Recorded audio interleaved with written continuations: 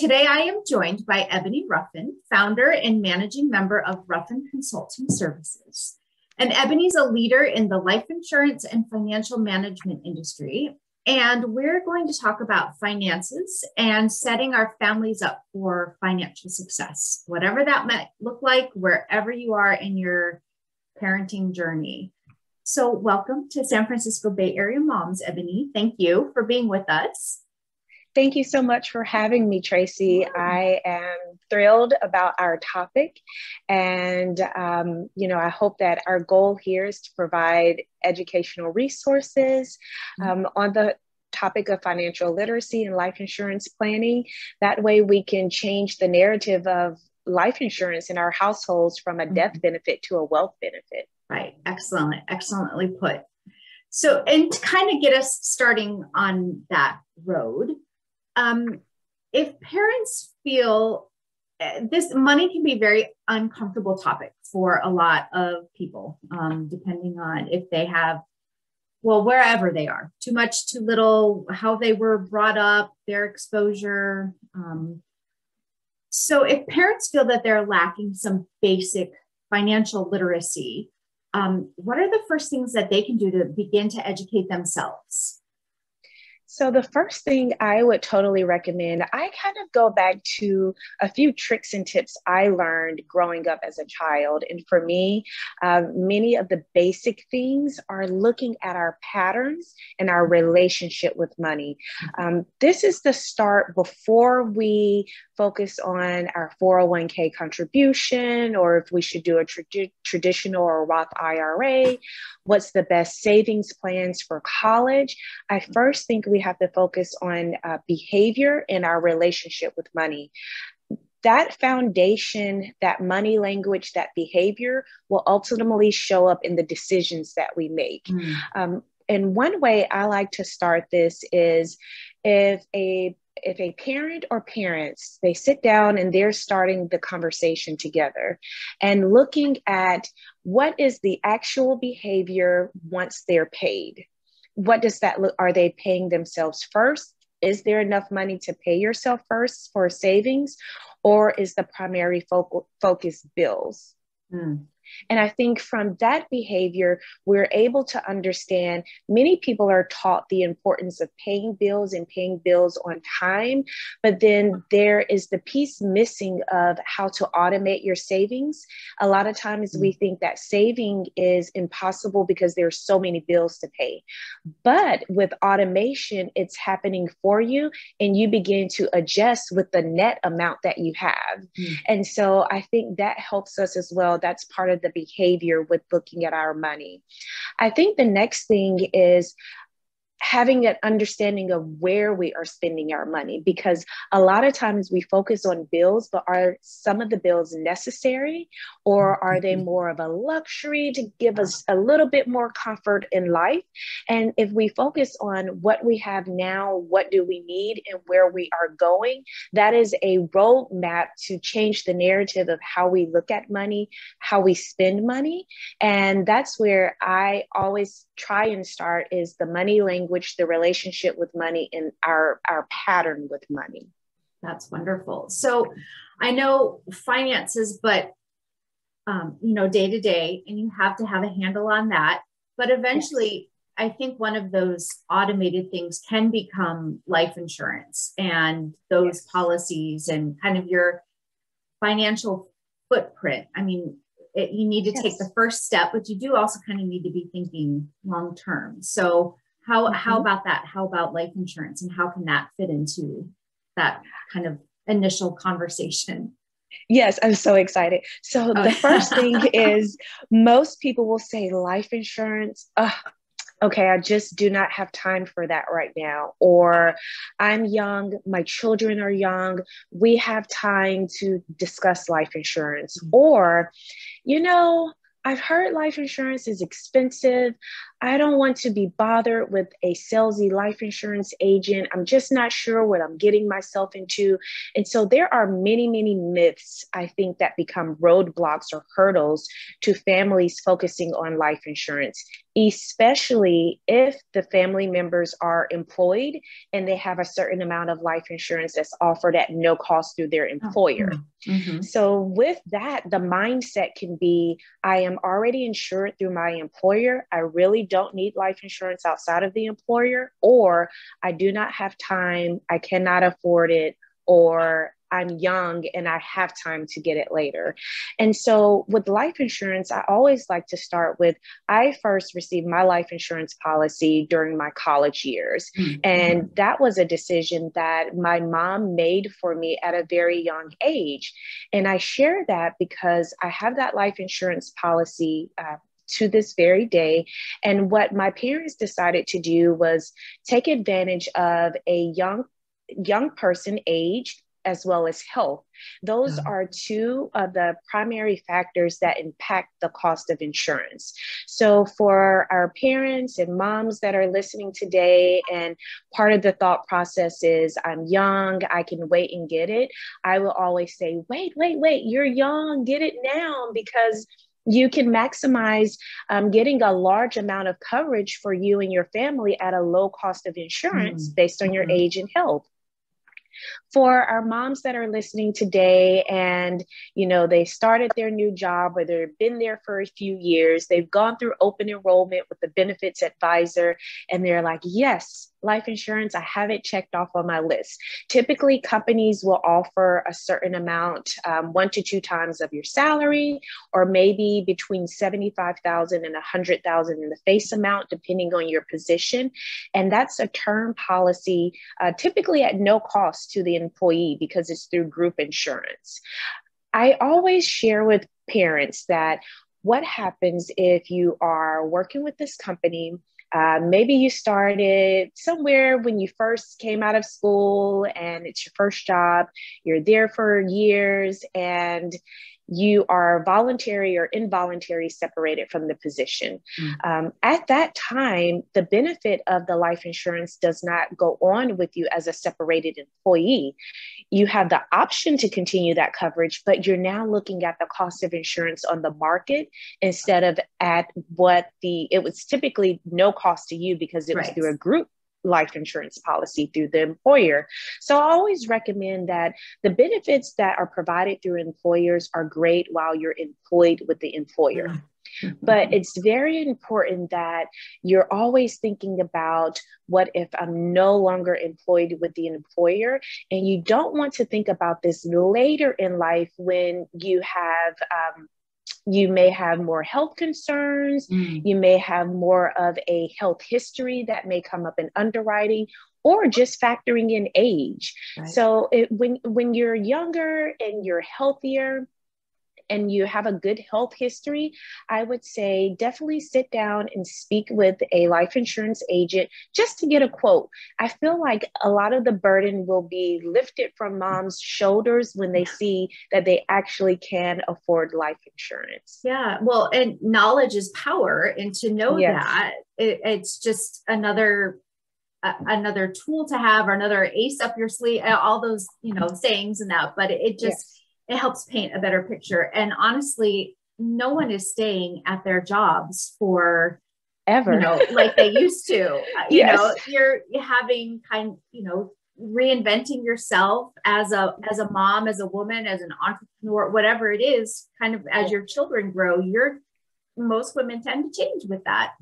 And so that might not stick with you, or you may be independent or doing different things and want to have that security.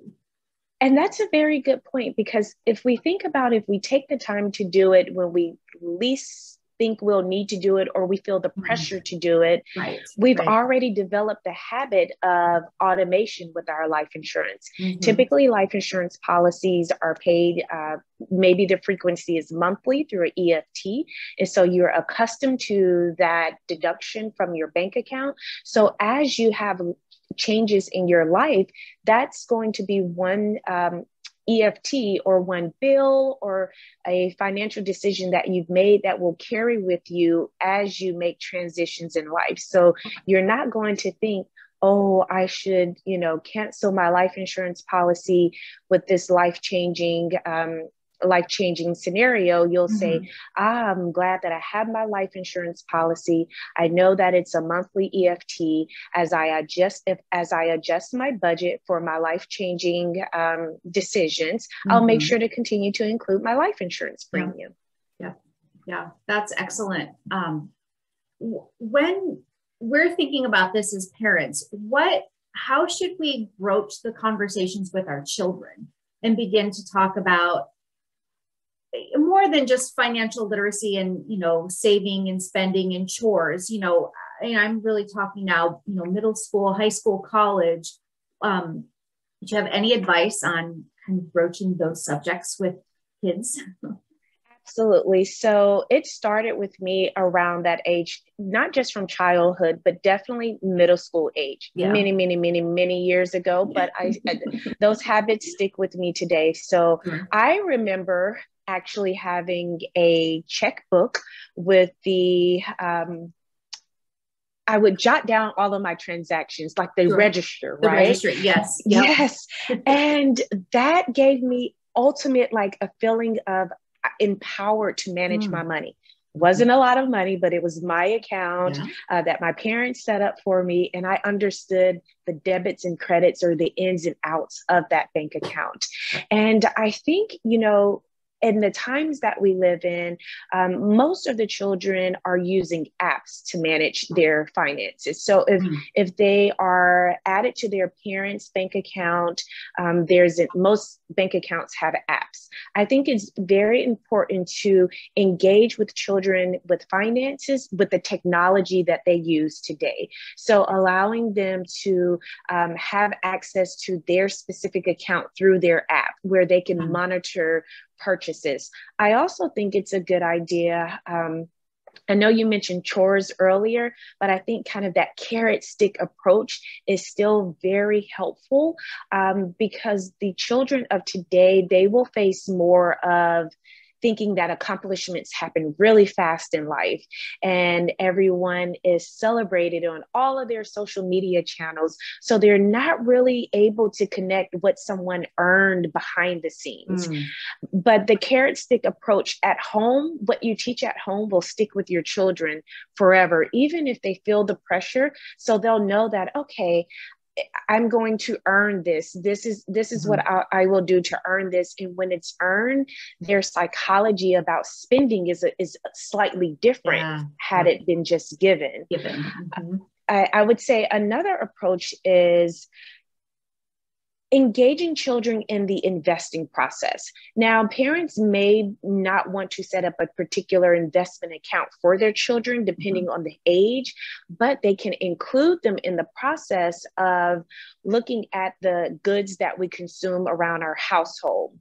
Looking at what the children are engaged with, and showing them, if they were awarded $500 in allowance, how do they allocate that $500 to things that are most important to them? Do they buy shares of stock in their favorite gaming program, or their favorite app, or something that is meaningful to them, so that they can see, if I invested, $200 of my $500 and purchased a few shares of a particular stock that they are interested in, what does that look like for them short-term and long-term? Because there are short-term and long-term gains with that. Right. Believe it or not, my introduction with life insurance actually started very early in life. And it was indirectly as I watched my family members meet with life insurance agents and actually have conversations around life insurance planning for the family.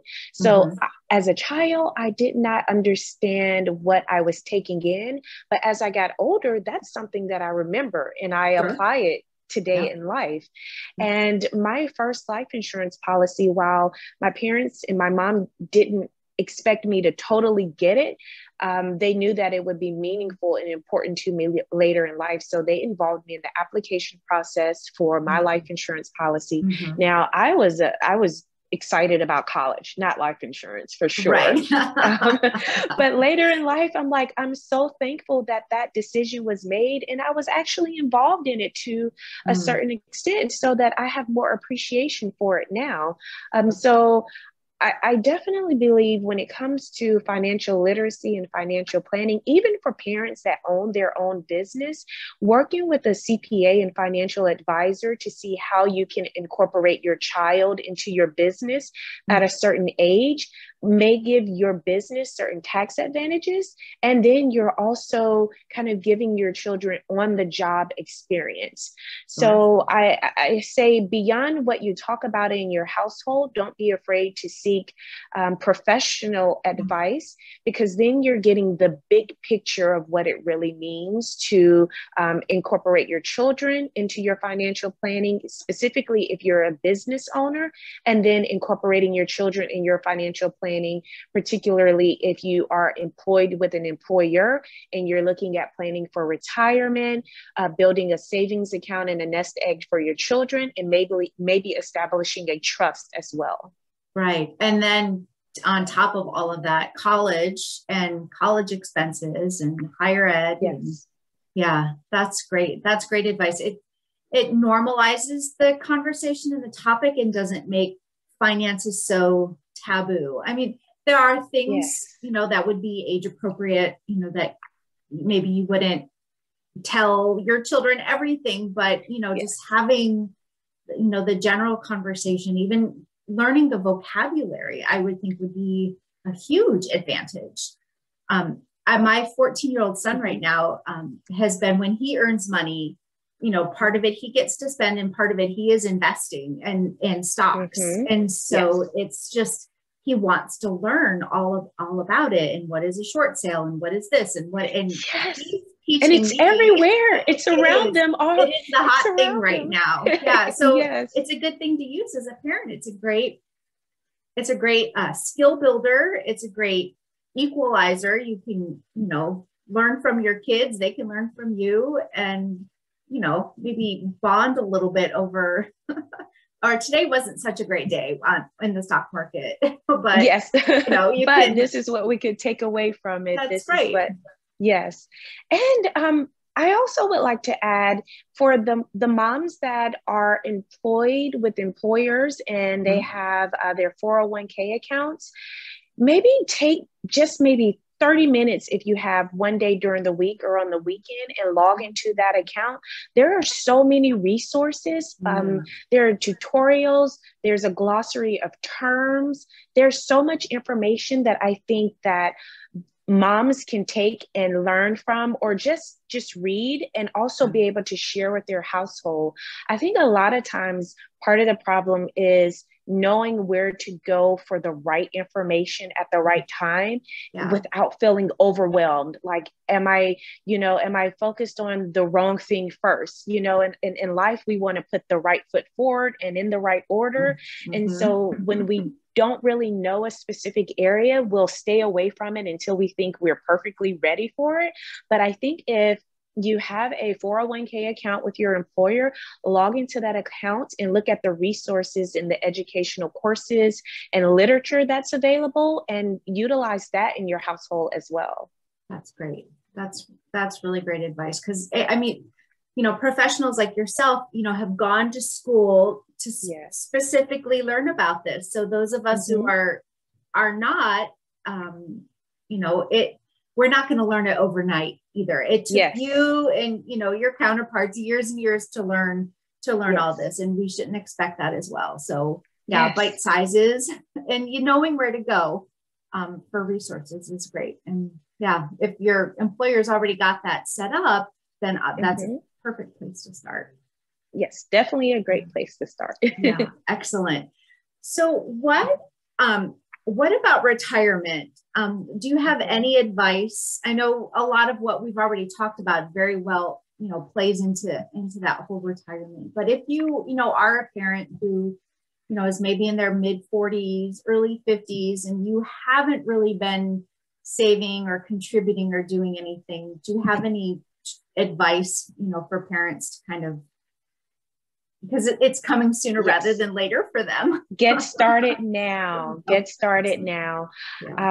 I definitely say, if you are with an employer that offers 401k and matching, The sooner you start with the deduction from your payroll, pre-tax dollars to your 401k account, I think once you see that account grow, that is the first piece of encouragement for parents to say, wow, look at this retirement account growing because you are contributing pre-tax dollars and your employer is matching up to a certain percentage. Yeah. So I always recommend start there first if you are employed with an employer that offers a 401k plan. The next place I will definitely look is a traditional or Roth IRA account. And there are annual limits for that the IRS sets, but it's important that you start with the employer first, then you look at the traditional and Roth IRA. And those are all different types of retirement accounts that are helping you get closer to your retirement goals. Now, in theory, this sounds great, but this is all based on the household budget as well. Yeah. So it's important to save for retirement, but you do have to factor it in with the income that's in your household, as well as your obligations and responsibility. I definitely do not recommend foregoing saving for retirement because of bills, but I think put the retirement piece first and then adjust lifestyle and bills after so that you are saving for retirement as you adjust to daily living activities and expenses as well. Yeah, no, that's a great way to think about it. And it's never too late. I mean, we can always think, I wish I would have started earlier, but start when you can, and then have those conversations with your kids so that they maybe start a little earlier and you can kind of, bridge that generation gap. And like you said, as parents, you see it growing. We need that carrot sometimes too. Yes. So, yes, the award process. That's right. That positive feedback that's great. That's great. Do you have any other advice or anything else that you'd like to leave us with? Absolutely. I think for life insurance planning, financial literacy, I think the more we talk about it in a way where it doesn't feel so daunting or it doesn't feel as if you're adding another to-do on your to-do list. Right. We don't want you to look at it as just like a checkbox thing, but something you're actively engaging with. And the important thing is each generation in our family, we want to leave it better than when we started in that generation. And part of that is starting early, being consistent, and having financial conversations in our household. It's also important to seek advice and resources from professionals because you only can go so far with the information you have on your own. But if you work with a financial advisor, you work with a life insurance agent or CPA, they're able to help you navigate those pieces of your financial planning so that it all comes together for you and things are working together instead of in different directions. Right. I also offer a free life insurance course. It's on the Teachable platform. It's super interactive. And yes, I'm going to say it's fun. Yeah. It is. There are worksheets and quizzes within the course. And the goal with creating the course is to educate and teach moms and families the different types of life insurance because it's confusing, like you said, with the vocabulary and helping parents and moms make informed decisions instead of being pushed into one direction based on what's good for a life insurance company or what a life insurance agent may suggest. So I think that course is amazing. It's at no cost. You take it at your own pace. You test your knowledge throughout, and you can share it with your friends and family members and just really change the narrative of learning about life insurance and getting insured.